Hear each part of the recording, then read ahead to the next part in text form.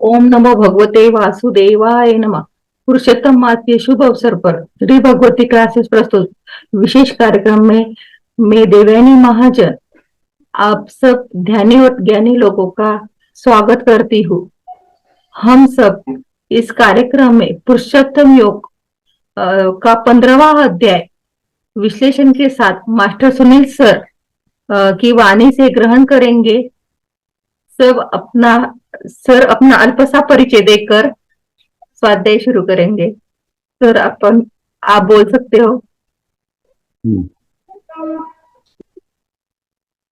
धन्यवाद देवानी मैम।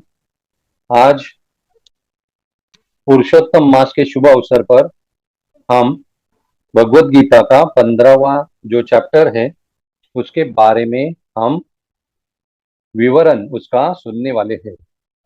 15वां अध्याय जो है उसको पुरुषोत्तम योग कहते हैं और यह पुरुषोत्तम मास में श्रवण किया जाता है या पढ़ा जाता है। पुरुषोत्तम मास जो है इसकी हम थोड़ी सी कहानी सुनेंगे।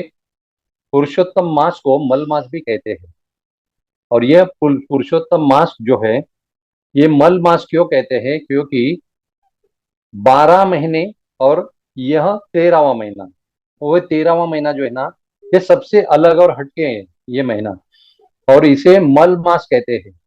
और यह मल मास उसे क्यों कहते हैं, क्योंकि पूरी तरह से इस महीने में कुछ भी मंगल कार्य, शुभ कार्य, पवित्र कार्य किया नहीं जाता। और मल यानी क्या, कचरा यानी गंदगी, इसीलिए उसका नाम जो है ना मल मास था। मगर ये मल मास जो है ना बहुत दुखी हो गया और दुखी होने के बाद में नारद जी के पास गया और नारद जी के पास जाने के बाद में उसने ये सब कहानी नारद जी को बताई। नारद जी विष्णु के पास गए, लेकर गए। विष्णु ने कहानी सुनी, विष्णु जी भगवान कृष्ण के पास लेके गए। भगवान कृष्ण ने यह सब कहानी मलमास की सुनी और उसे कहा जो किसी का नहीं वो प्रभु का होता है, इसीलिए मल मास का भगवान कृष्ण ने स्वीकार किया।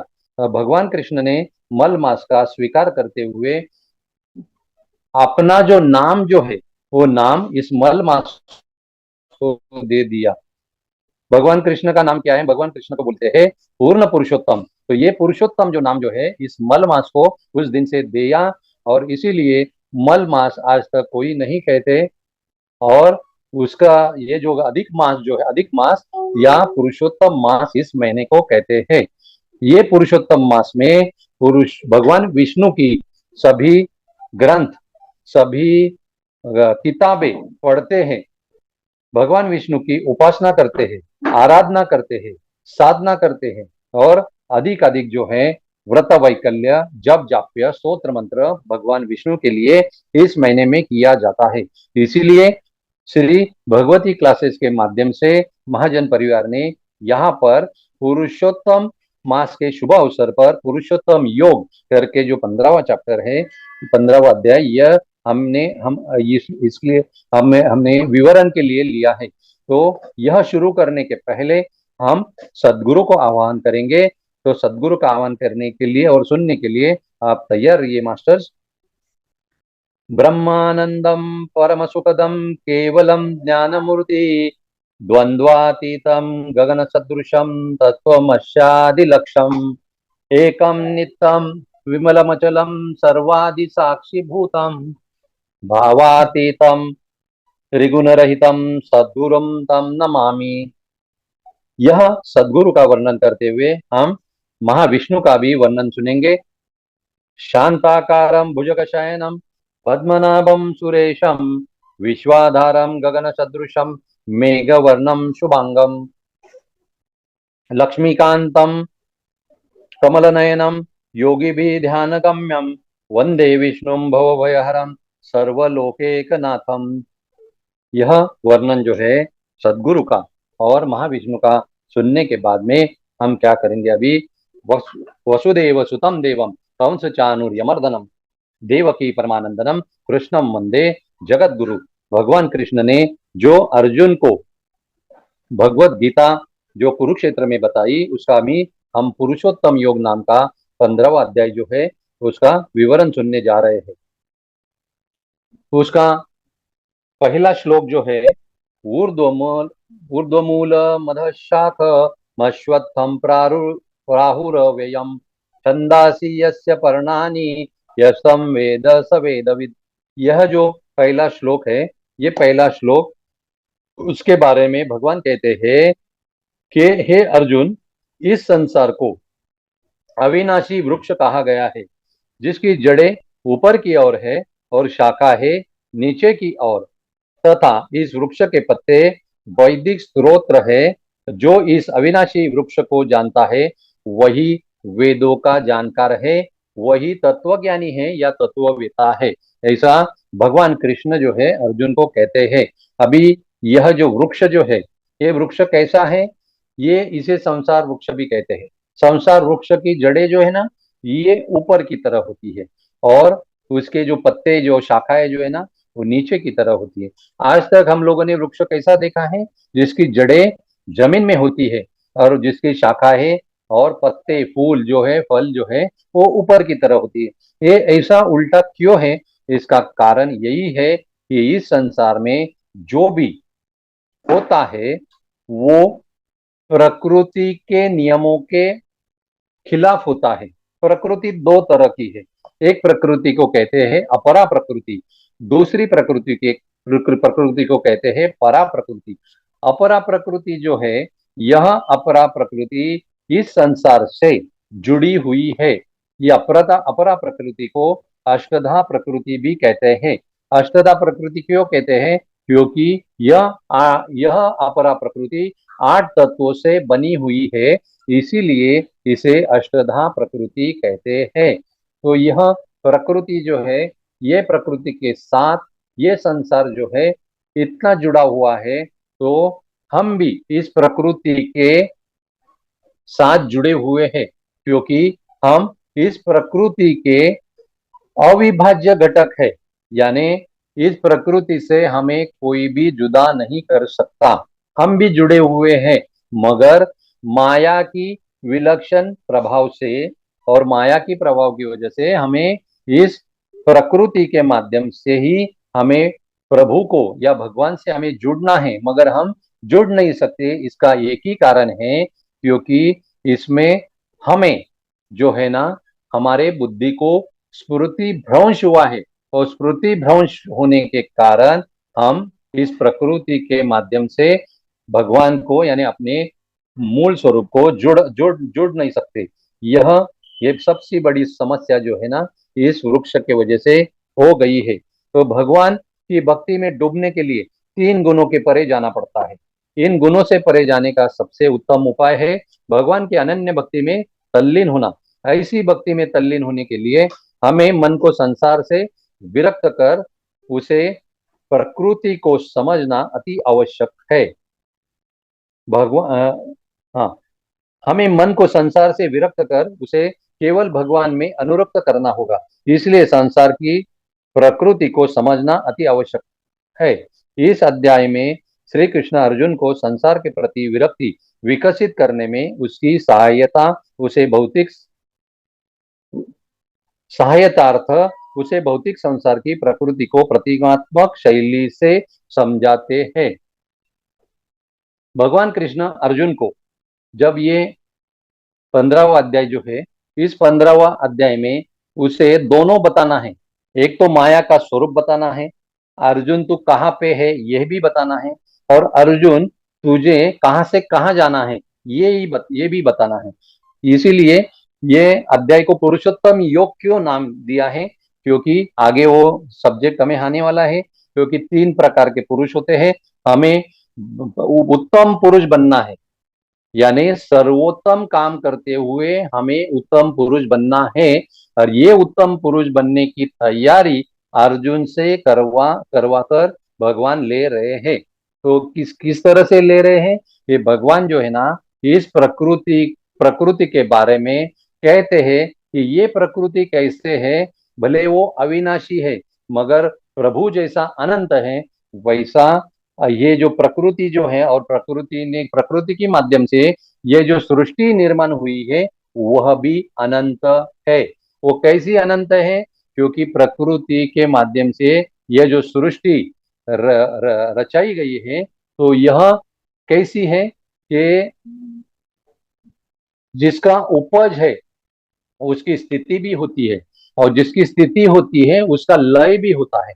तो उसे क्या कहते हैं? उसे उत्पत्ति, स्थिति, लय होता है। तो संत ज्ञानदेव ज्ञानेश्वरी में कहते हैं, उपजेते नासे, नासेते पुनरपि दिसे, हे घटिका यंत्र जैसे परिभ्रमे गया। जिसका उपज है उसका स्थिति है, जिसका स्थिति है उसका लय एक ना एक दिन होता ही है। मगर भगवान को यह कहना है प्रकृति के बारे में, जिसका लय होता है ना, वो लय कुछ कुछ लम्हों के लिए वो लय होता है, मगर उसके बाद में, वो जो लय होने के बाद में उसका पुनर्निर्माण होता है। क्योंकि ये उत्पत्ति, स्थिति, लय और पुनर्निर्माण, यह सृष्टि का जो है ना, यह चक्र अव्याहत, यानी जिसे क्या बोलते हैं हिंदी में, बिना रुके बिना थके, यह सृष्टि का चक्र जो है ना, वो रेगुलर और कंटिन्यू चालू है। तो यह सृष्टि का चक्र जो है ना, वो कभी भी बंद होने वाला नहीं है। तो ये सृष्टि के चक्र में हमें अटकना है, या सृष्टि के चक्र से बाहर निकलकर जो चक्रधर है, चक्रधर कौन है? सुदर्शन चक्र भगवान कृष्ण के हाथ में होता है, और जो चक्र, उसे चक्रधर बोलते हैं। तो हमें चक्र में अटकना है, या चक्रधर को जानना है, चक्रधर को पहचानना है, या खुद हमें चक्रधर के जैसे पुरुषोत्तम बनना है। यह भगवान जो है अर्जुन को इस 15वां अध्याय के माध्यम से अर्जुन को बताते हैं, अर्जुन को सिखाते हैं। क्योंकि यह अविनाशी वृक्ष जो है, इसे जो जानता जो है ना, वो पूरी तरह से जो जानता है वही असली तत्ववेत्ता है, वेदों का जानकार है, और वही तत्व ज्ञानी है। ऐसा भगवान कृष्ण जो है वो अर्जुन को कहते हैं।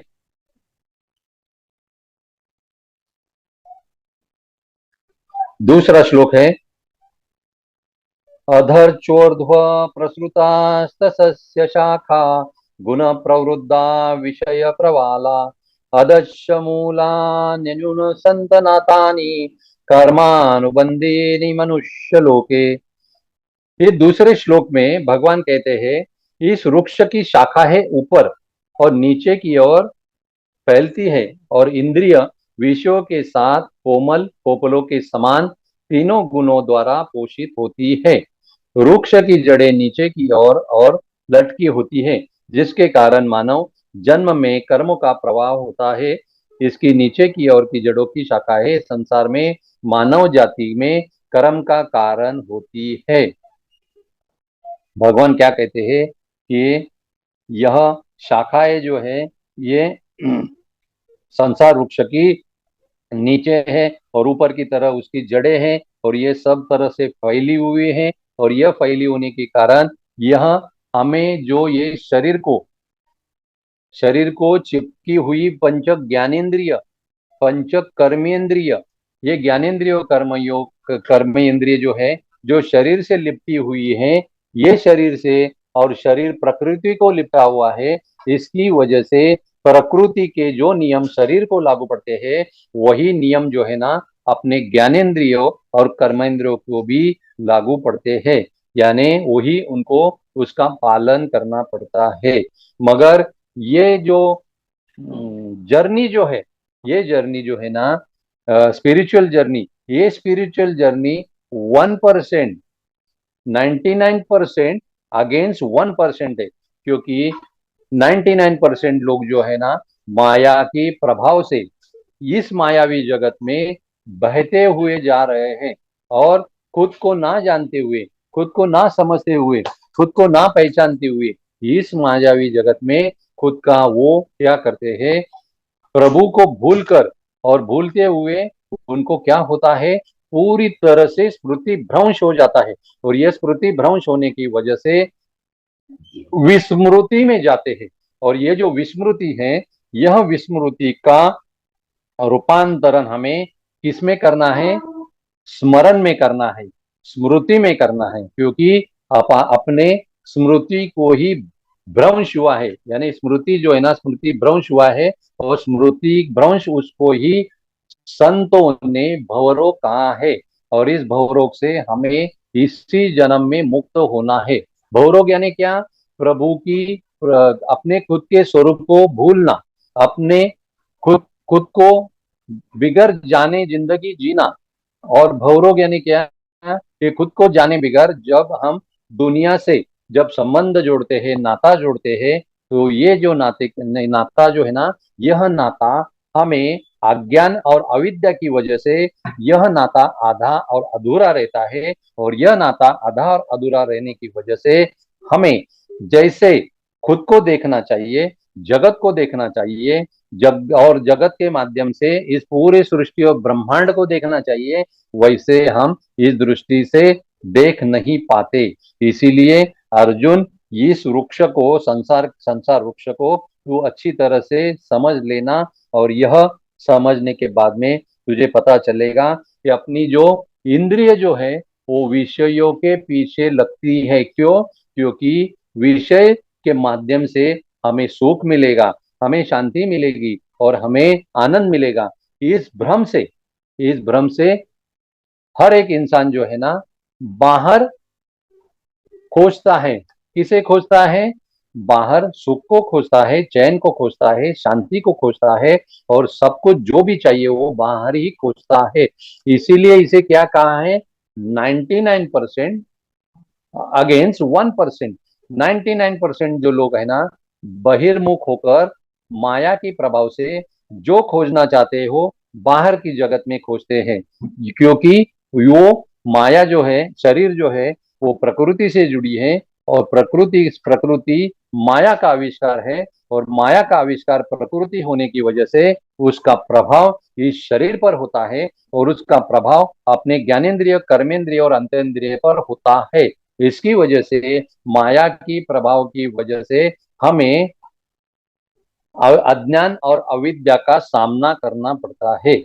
और यह अज्ञान और अविद्या का सामना करते हुए हम खुद को जानते नहीं, पहचानते नहीं, और हमें खुद को जानने पहचानने की और खुद को ढूंढने की हम कोशिश भी नहीं करते। इसीलिए मानव जन्म में कर्मों का प्रवाह होता है। इसके इसकी नीचे की ओर की जड़ की शाखाएं संसार में मानव जाति के कर्मों का कारण है। इस दुनिया में दो ही गति है। एक गति को बोलते हैं अधोगति, और दूसरे गति को बोलते हैं ऊर्ध्वगति। जो अधोगति होती है ना, वो अधोगति सहज है। अधोगति सहज कैसी है?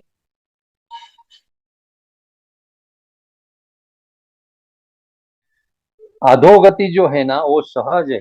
जैसे एक हाथ जमीन है, और जमीन से अगर पानी जो है, अगर स्लैंटिंग यानी टेपर है, तो टेपर में से पानी कैसे जाएगा? ऊपर से नीचे वाला पानी जो है ना, ऊपर से आने वाला पानी नीचे ही जैसे जाता है, वैसे मनुष्य की सभी इंद्रियों का, ज्ञानेन्द्रिय हो या कर्मेंद्रिय हो या अंतरेंद्रिय हो, उनका यह माया की वजह से स्वभाव बन गया है कि उन्हें ऊर्ध्व गति जो है, वो ऊर्ध्व गति पता ही नहीं है। उन्हें सिर्फ बहना मालूम है, प्रवाह की जैसे जीना, और प्रवाह जैसा हमें लेकर जाएगी वैसे प्रवाह के साथ में भटकना, उलझना और प्रवाह के साथ बहते जाना, यह जो है, यह वास्तव है। यह वास्तव है। यह वास्तव अगर हमें समझ में आएगा तो हमें ऊर्ध्व गति जो है, वो जिसे ऊर्ध्वगमन भी कहते हैं, वो अधोगमन और ऊर्ध्वगमन, जिसे अधोगति भी कहते हैं और ऊर्ध्व गति भी कहते हैं, तो हमें अधोगति से ऊपर उठकर हमें ऊर्ध्व गति प्राप्त कर लेनी है, यानी ऊर्ध्वगमन करना है। ऊर्ध्वगमन यानी क्या? ऊपर की ओर उठना, खुद को अपग्रेड करना और खुद को अपडेट करना, उसे ऊर्ध्व गति कहते हैं। तो खुद को अपडेट और अपग्रेड कैसे करना है? क्योंकि ये जो दुनिया में दो ही जगत है, एक दूसरा है अदृश्य जगत, जिसे इनविजिबल वर्ल्ड कहते हैं। ये दो ही जगत है, मगर ये जो मायावी जगत है ना, सर दृश्य जगत है। सर हाँ, रिपीट करा. हाँ. जे जगत सांगितले ते मध्ये कट झाला तुमचा आवाज. अच्छा अच्छा. ये जगत जो है ये दो प्रकार के हैं. यह जगत एक होता है दृश्य जगत, दूसरा होता है अदृश्य जगत. दृश्य जगत जो है अविद्या और अज्ञान से, माया के प्रभाव से जुड़ा होता वह होता है. और अदृश्य जगत जो है यह परा प्रकृति, परा प्रकृति है, वो ईश्वरी प्रकृति है. वो ईश्वरी प्रकृति से यह अदृश्य जगत जुड़ा होता है. और यह अपरा प्रकृति के परे होता है, इसीलिए उसे परा प्रकृति कहते हैं. और परा प्रकृति के वहां जाने के लिए हम दिन रात कोशिश करते हैं और जन्म जन्मांतर तक हम कोशिश करते आए हैं, मगर हमें कोई सही में, सही मायने में हमें दिशा बताने वाला, ज्ञान देने वाला और अज्ञान और अविज्ञा को दूर करने वाला कोई आज तक मिला नहीं. इसीलिए हम आज तक इस अपरा प्रकृति के साथ उलझे हुए हैं. और अपरा प्रकृति के साथ उलझे होने की वजह से हम बाहर की दुनिया में, यानी विषयों के जंगल में हम गुमराह हो गए हैं, गुमशुदा हो गए. ऐसा संतों ने अलग अलग जगह कहा है. अभी यह जो पुरुषोत्तम योग जो है ना, इसके सिर्फ 20 श्लोक है. और ये जो 20 श्लोक है ना, हमें 7 दिन में कंप्लीट करने हैं. संडे को हमारा सेशन नहीं होगा, मगर हमें 7 दिन में ये कंप्लीट होना है. रोज हमें 2 या 3 जो श्लोक है ना, उसके ऊपर ही हमें क्या करना है, वार्तालाप करना है, कम्युनिकेशन करना है. अभी ये जो आज का जो दूसरा श्लोक है ना, ये दूसरे श्लोक में भगवान क्या कहते हैं कि ये विषयों के साथ जुड़ने की वजह से हमारी अधोगति होती है और अधोगमन होता है. और अधोगति और अधोगमन होने की वजह से हमारे कर्मों पर उसका प्रभाव होता है.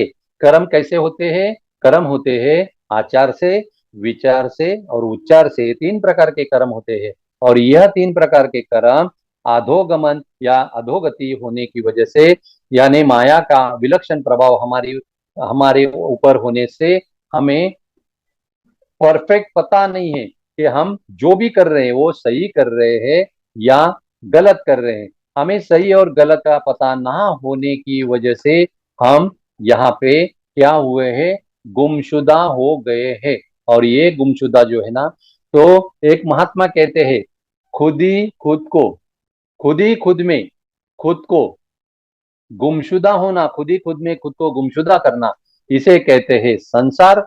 और खुद ही खुद में खुद की खोज करते करते करते करते खुद ही खुद को खुद ही में खोज कर निकालना, उसे कहते हैं अध्यात्म और उसे कहते हैं स्पिरिचुअलिज्म. तो हमें यह जो पुरुषोत्तम योग इस महीने में हम लोगों ने लिया है, इसका कारण यही है कि हमें पुरुषोत्तम जो है, वो उत्तम में उत्तम पुरुष, उसे पुरुषोत्तम कहते हैं. यह पुरुषोत्तम जो है ना, वो कैसे उसको उसको सही मायने में जानना है, समझना है. और इसी पुरुषोत्तम का जीवन जो है, जैसे भगवान कृष्ण ने अर्जुन को अपना लाइफस्टाइल बताया, और अपना लाइफस्टाइल जो भगवत गीता के माध्यम से बताकर भगवान अपना अर्जुन ने भी अपना जो रवैया जो है, अपनी जीवन की तरफ देखने का जो रवैया जो है, वो पूरी तरह से बदल दिया. और पूरी तरह से बदल देने की वजह से अर्जुन का भगवान कृष्ण साथ होने की वजह से पूरी तरह से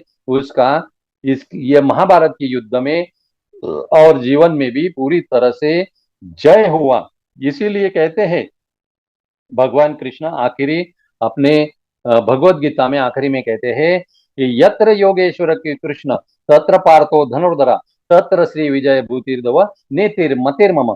जहां कृष्ण है वहां धर्म होता है, जहां धर्म होता है वहां हमेशा जय विजय होता है. इसीलिए हमें कृष्ण के जैसा महात्मा, कृष्ण के जैसा सदगुरु, कृष्ण के जैसा सत्पुरुष और कृष्ण के जैसा कोई भी आत्मानुभवी जो है, जो दिन रात आत्मा में अपने लीन होता है, निमग्न होता है और आत्मानुभूति में ही वो हमेशा रहता है, उसका ही साथ सोबत यानी सज्जन संगत करते हुए हमें आगे बढ़ना है.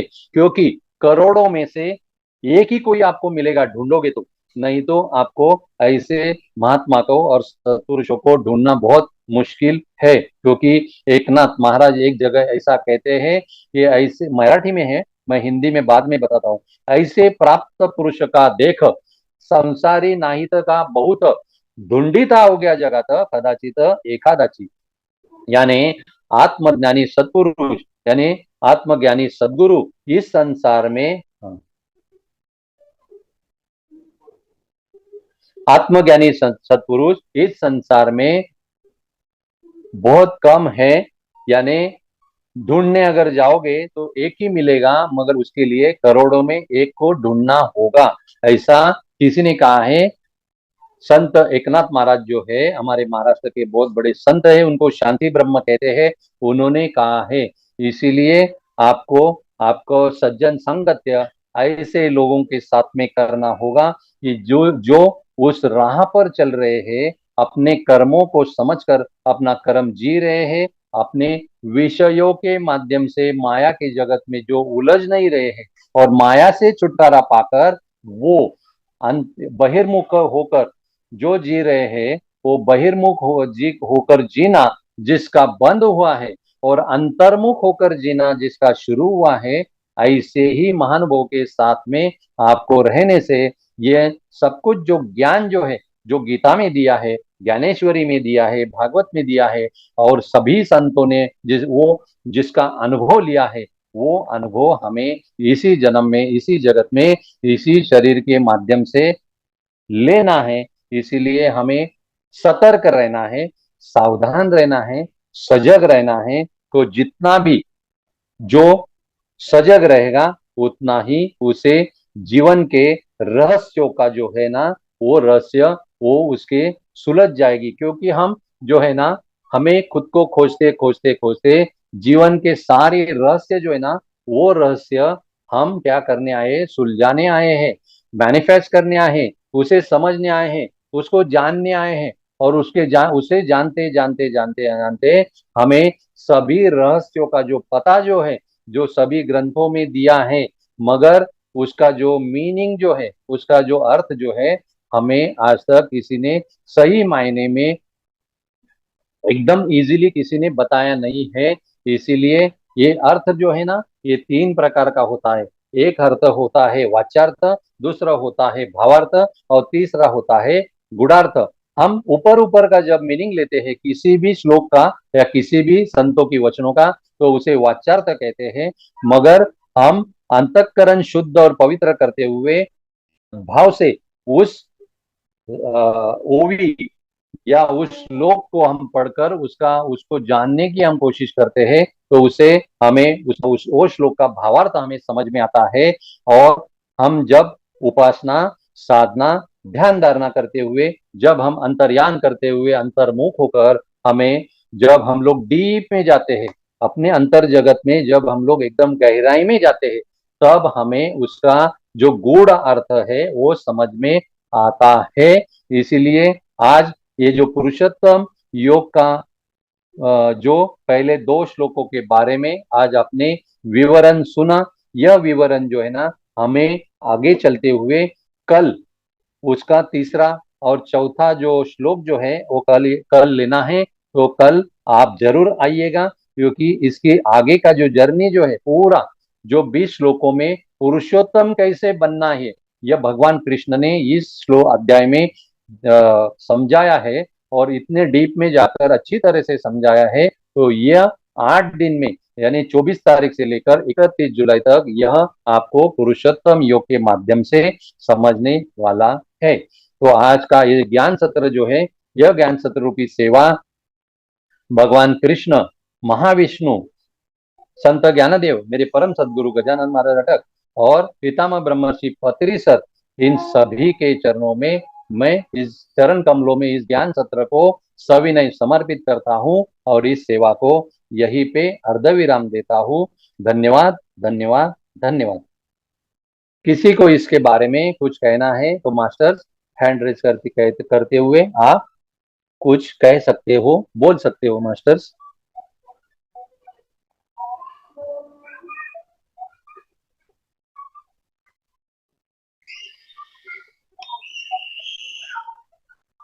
किसी को थैंक यू सर, हमको एकदम समझ में आ गया, एकदम क्लियरली समझाएं आप एकदम।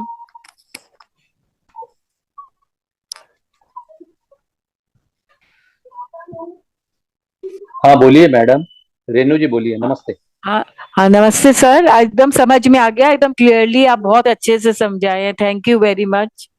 धन्यवाद धन्यवाद धन्यवाद Renu ji, thank you thank you thank you sir. Thank you thank you.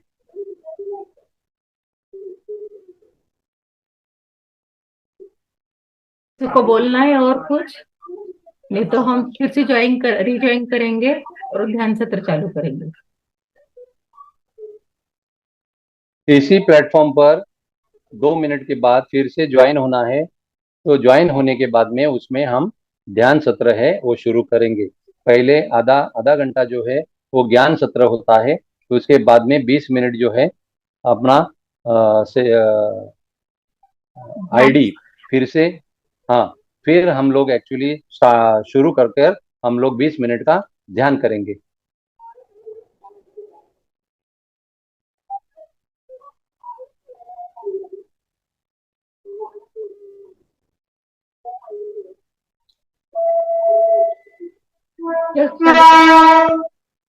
हाँ यस यस, करूया। करो, ओके।